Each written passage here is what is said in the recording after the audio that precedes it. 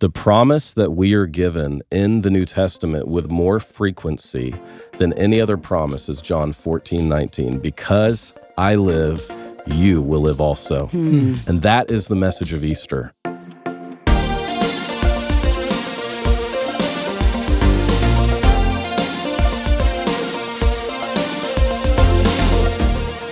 Welcome to Family Life Today, where we want to help you pursue the relationships that matter most. I'm Ann Wilson. And I'm Dave Wilson, and you can find us at FamilyLifeToday.com or on the Family Life app.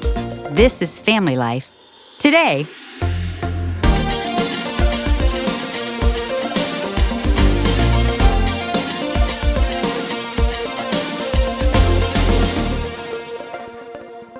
Okay, so it's Thursday and Easter is just a few days away. I know. It's a pretty exciting time. This is a great time of year. I mean, in the calendar for the Christian church, this is it. But here's the question that I think we ask, but a lot of people sort of bury it, is like, what if Jesus didn't raise from the dead?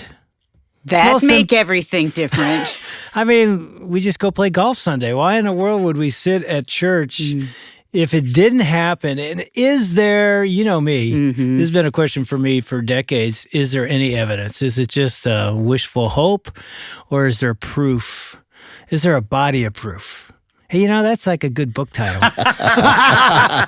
We got Jeremiah Johnston in the Family Life studios today. Welcome back, Jeremiah. It's so great to be with both of you. And Dave, thank you so much for having me back. And just so appreciate your all's ministry and my family and so many others. Yeah, and you're laughing because, obviously I took your title. Did you come up with that title, Body of Proof? Yes, we did. So proud of it. We like it. It is a good title. So, yeah. I love the subtitle, The 7 Best Reasons to Believe in the Resurrection of Jesus and Why It Matters Today.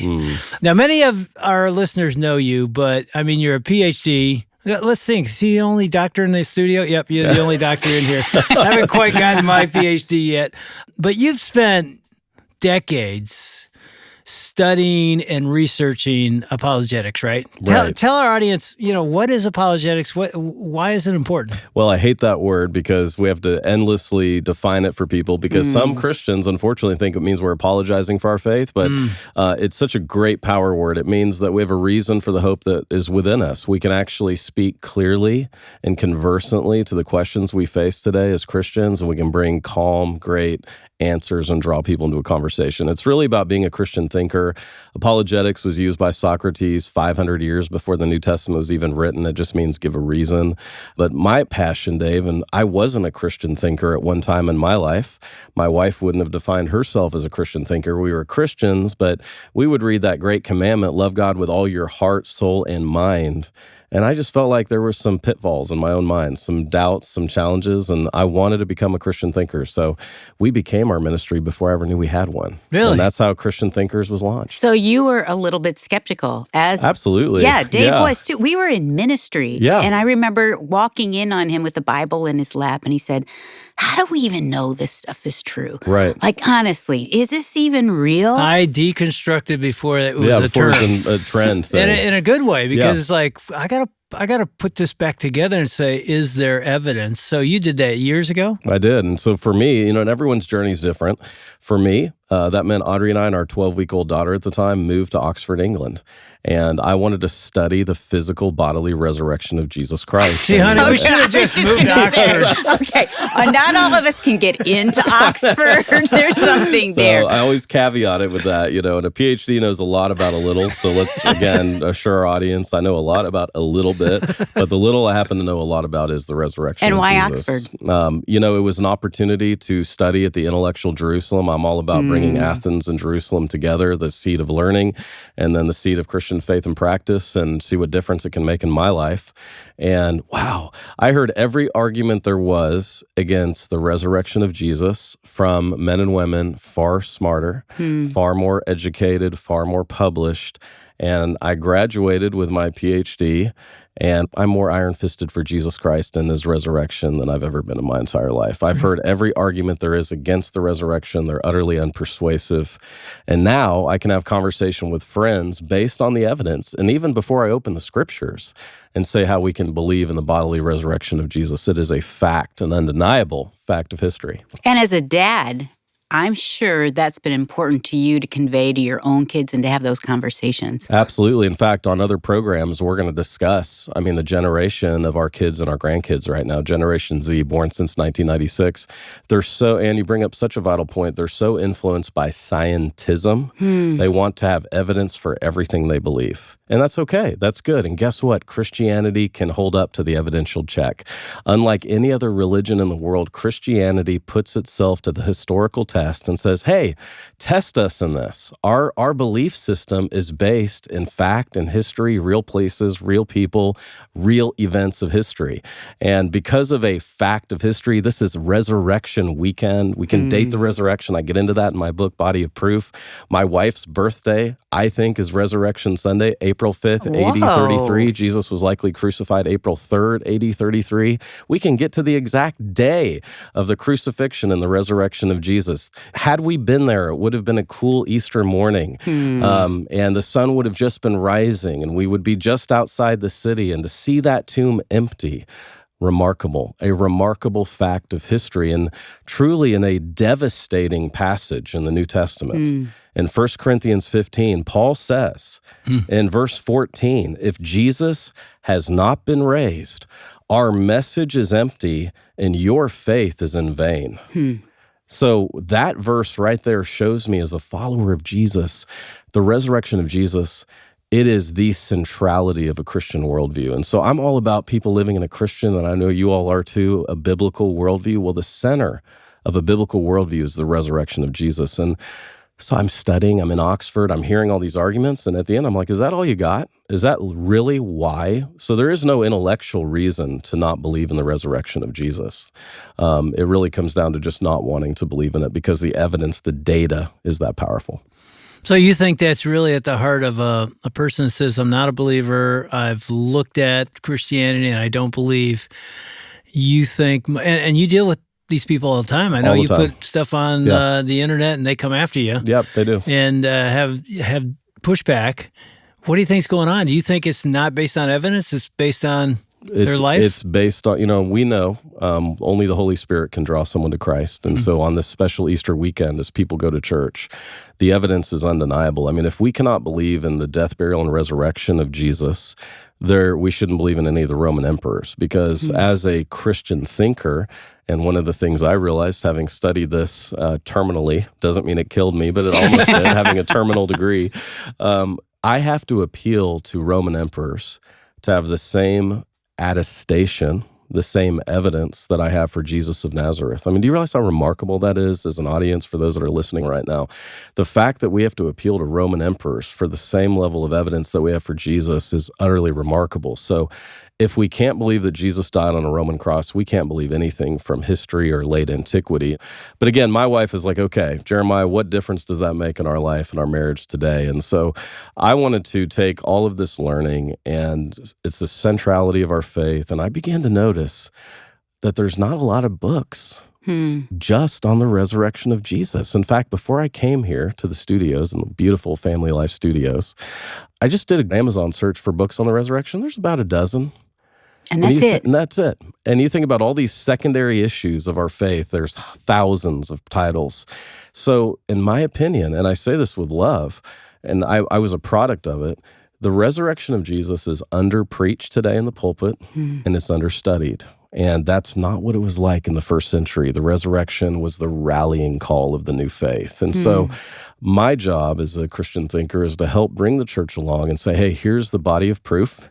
Here's the 7 best reasons where you can sit down at coffee. In about 3 hours of reading my book, you are going to have the best arguments, the best reasons to believe in the resurrection of Jesus, that it is a fact of history, but also how that can encourage us today by living a resurrection-centric life. It's such a good book, too. And I love, when we were going through seminary, it was Josh McDowell. Right. And so we had his huge book. Yep. I don't even how do we even read this thing? And it was good. He taught a class for us. But your book is so readable. It's so relatable. I think our listeners are going to love it. And it's such a perfect time of year to jump into this. Yeah, and it's got the perfect number 7. That's right. Did you pick that on purpose? There's actually 9 reasons I was gonna say. in the book. I go 2 more, but 7 was great.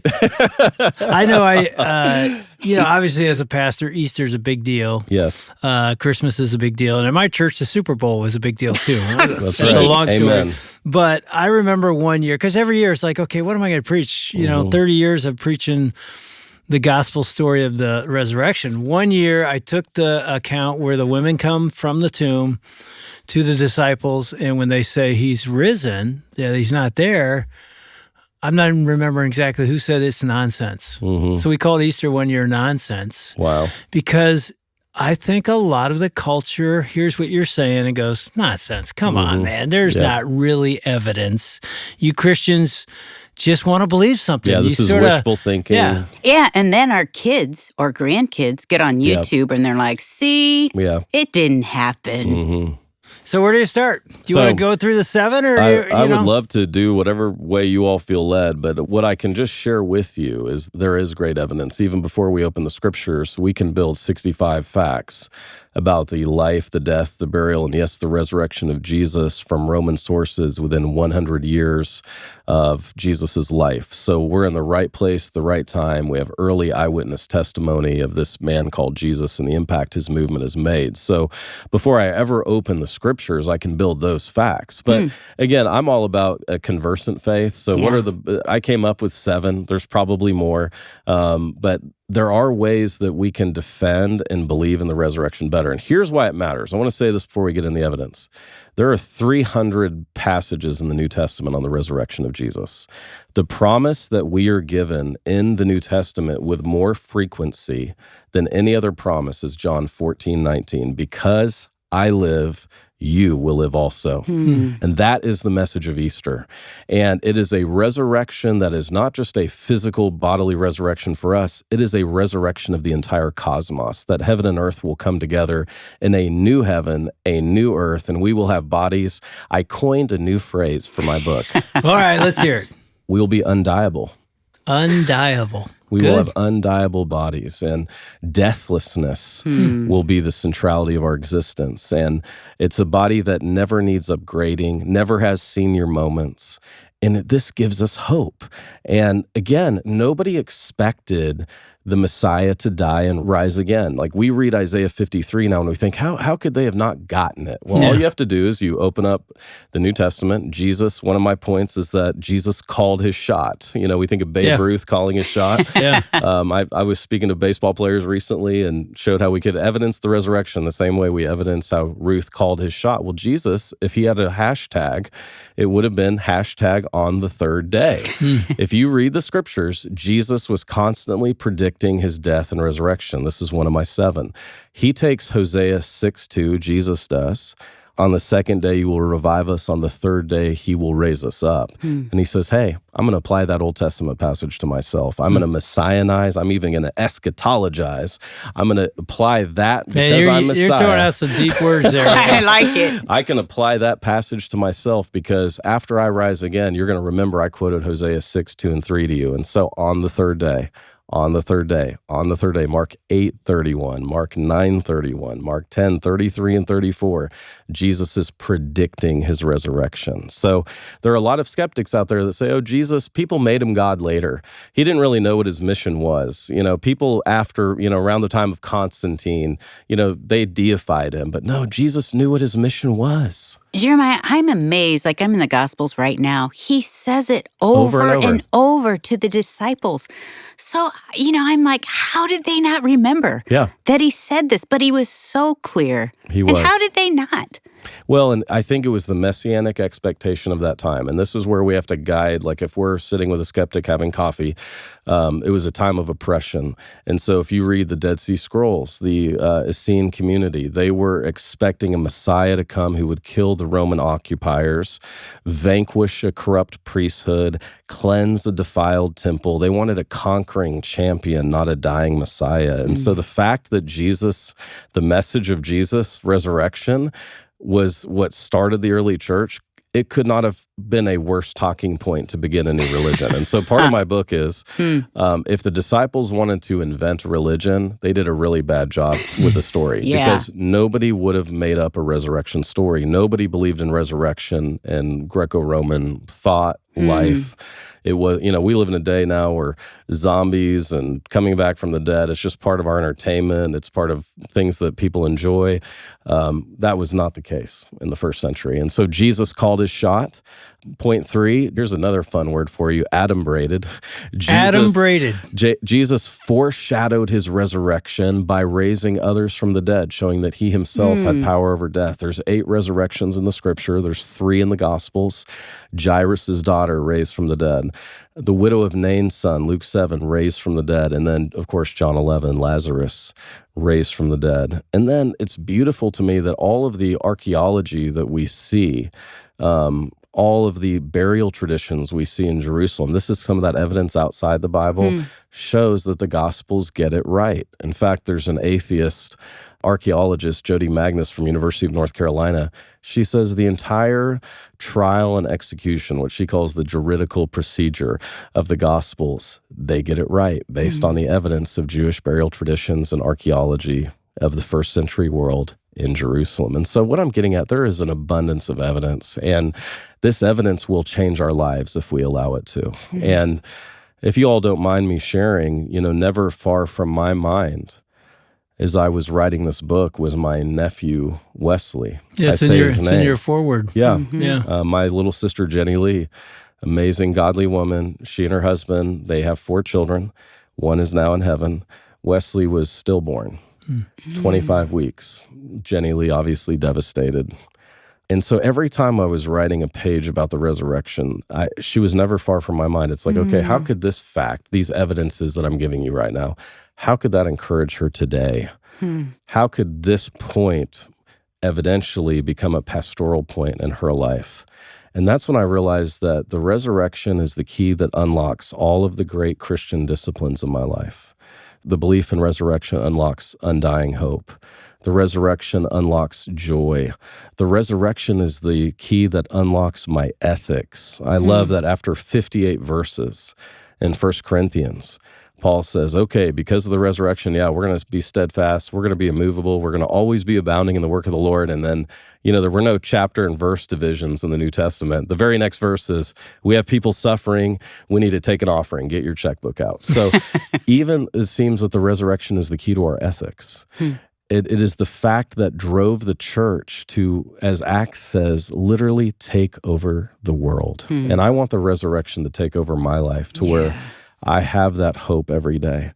I think my favorite passage in the New Testament right now is that passage in 1 Thessalonians 4, because as you know, Dave, you guys are pastors, this hope of the resurrection, Easter's hard for a lot of people, just like Christmas. And so as we're going into worship this weekend, we know that we can talk about our loved ones like Wesley in the present because of the resurrection. 1 Thessalonians 4 promises us that we grieve, and we should grieve. We have to do, as I say, the hard work of grief, but we grieve in hope. We don't grieve without hope. We grieve in hope in the resurrection. What is heaven? According to the resurrection, and by the way, the scriptures talk a lot more about the resurrection than heaven. This is something that's hard for us to get our mind around sometimes. The resurrection is so central, it actually shows up more than the word heaven. But heaven is fellowship with Jesus and our loved ones. That's what the resurrection is. And that's the promise that we have in Jesus. Yeah, and what you're saying is so true. I know, as a pastor, I've done hundreds probably of funerals. And the only hope I can give at a funeral is this. There's no hope without a resurrected Christ, which you said earlier means that we are resurrected. The loved one that is there, if he knew Christ, if she knew Christ, is in glory, and there's hope. I remember, this sounds crazy, I was sitting with a married couple decades, long time ago, and they came to my office and said, we're getting a divorce, we can't stand each other, and they just went back and forth. And I remember listening to them, and I just kept getting frustrated. And I shouldn't have done this, but I just finally go, hey, let me ask you a question. I got pretty animated, and they're like, what? I go, do you guys believe Jesus? Yeah. You believe he rose from the dead? Yeah. I go, then he can raise your marriage. You need to fight for your marriage. And they both looked at me like I was a crazy man. Yep. And they walked out and got divorced. And I thought, does the resurrection change a marriage? Yes, it changes absolutely everything, but you have to have enough belief to say, I believe it happened, so that there is hope that gives you power to live a different life. Yeah. Am I right? You're exactly right. And I think that's actually great marital advice to know that. Yelling at people. Even though they didn't come back. I know. Yeah. The scriptures say that the same power that raised Jesus from the dead resides in us. Yes. We forget that, don't we? We do. And again, I think it's because, as a Christian thinker, as a pastor of apologetics, we need to do a better job, candidly. Can I be a Christian and not believe in the resurrection? No, you cannot be a Christian and not believe in the resurrection. I mean, 1 Corinthians 15 says the gospel is that Jesus died, was buried, and rose again. That is the gospel. Don't change it. Don't add anything to it. Don't mess it up. I think this is what James, Peter, and John were saying to Paul in Galatians when he went to do, in Greek, hystereo. He went to check to make sure he had the gospel right. So he writes 1 Corinthians 15, I'm giving to you what I received from the pillars of the church. Keep in mind, James, the Lord's brother, did not believe his brother was the Son of God. And I mean, I have 4 crazy sons. None of them would believe one of the other was the Messiah, the Son of God. I mean, think about it. What would it take for you to believe your brother is the Son of God? Seriously. This is why this is one of the apologetic facts I love about the scriptures. It doesn't hide us from the embarrassing narrative. John 7:5 says that not even his brothers believed on him. The Gospel of Mark says in 2 different places that his family wanted to do an intervention. They thought Jesus had lost his mind. What changes James from being humiliated by his brother to, get this, these delicious details come out in the book. In AD 62, we know that James dies for his faith, believing that his brother is the resurrected Son of God. How do we know that? Not from the Bible, but from a first-century writer by the name of Josephus, who tells us that James dies, he's stoned to death, believing brother Jesus is the resurrected Messiah. Now, I would have loved to have been there, because we've been studying in this awesome program in Bible study, 1 Corinthians 15. Paul notes that Jesus appeared to James in verse 7. Wouldn't you have loved to have been there? Yes. I mean, like, their family trade is construction. Maybe he's in the workshop, and Jesus shows up. He's like, bro, check out my side, check out my hands. They got me good. And we know that James goes from, the evidence shows James, my brother is the Son of God. I'm going to believe in him now. He becomes a pillar of the church. And so this is why, as Christians, we need to get more conversant, more fluent in why we believe in the resurrection, because it's going to change our skeptical family members.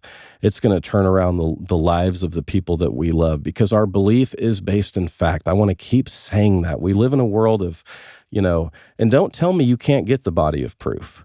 You can tell me, the different universes of Marvel and the origin stories of all the superheroes. You can tell me about all the dimensions of Star Trek and where this movie shows up in the timeline. That's great. Then you can know the body of proof. You can know the 7 best reasons that Jesus rose from the dead. And it's incumbent upon us to know that and spread that message to our family. Do you know the name Justin Brierley?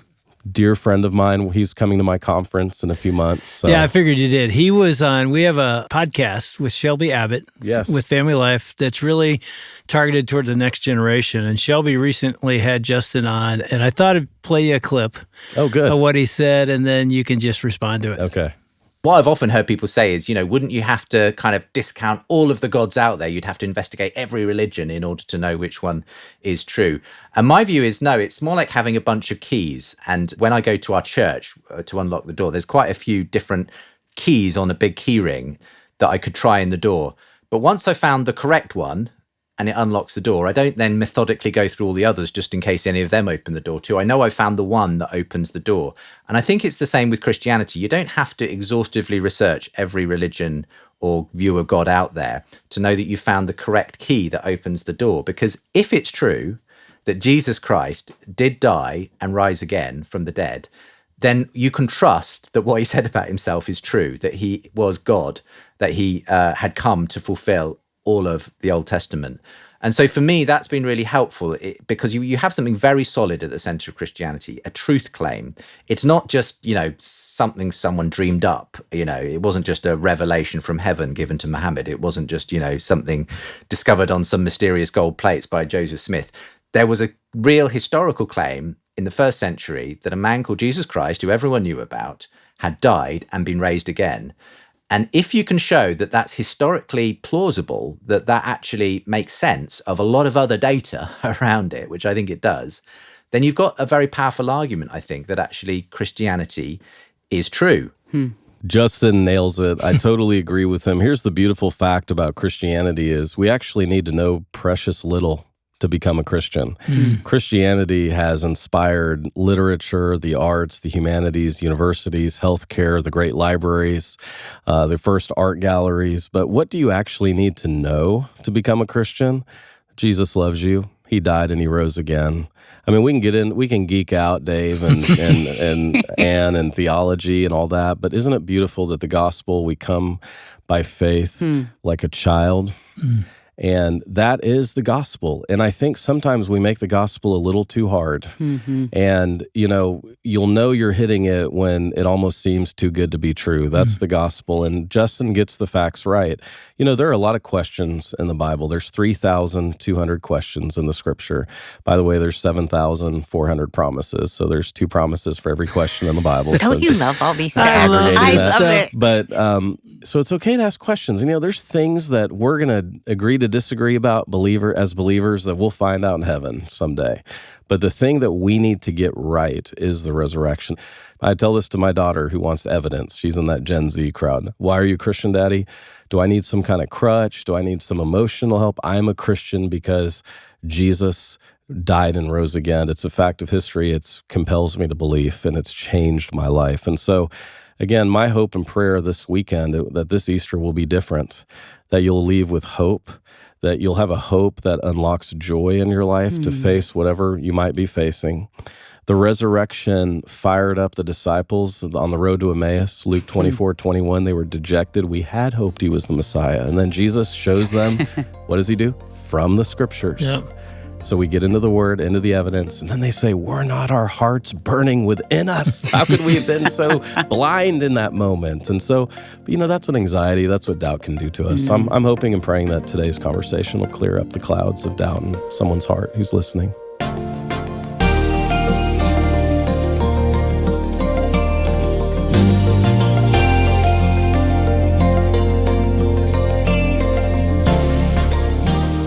You're listening to Dave and Ann Wilson with Jeremiah Johnston on Family Life Today. Jeremiah's book is called Body of Proof, and the subtitle is The 7 Best Reasons to Believe in the Resurrection of Jesus and Why It Matters Today. Super important book. And you can pick up a copy at FamilyLifeToday.com. Jeremiah has been talking about the greatest gift we've ever received, and that's, of course, Jesus. Christ came down and reunited us with God. We're set free from sin. But maybe you're in a place where you're struggling, maybe even losing sight of that peace that's been offered. Well, right now we want to thank you with a gift to help you re-find your peace in God. So when you partner financially with Family Life this week, we want to send you a copy of Ann Swindell's book. Ann was on previously this week. It's called Path to Peace. Because when you're walking in his peace, that's when you can have the biggest impact. That's when God does the most in your life. So you can give online at FamilyLifeToday.com, or you can give us a call at 800-358-6329. Now, that could be a one-time gift or a recurring monthly gift. Again, the number is 800, F as in family, L as in life, and then the word today. It's common to have doubts when it comes to faith, and that's why it's called faith, right? Well, tomorrow, Dave and Ann are joined again by Jeremiah Johnston, where he unpacks some more tangible evidence that further indicates the certainty of Jesus' resurrection. You won't want to miss that tomorrow.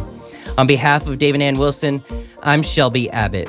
We'll see you back next time for another edition of Family Life Today.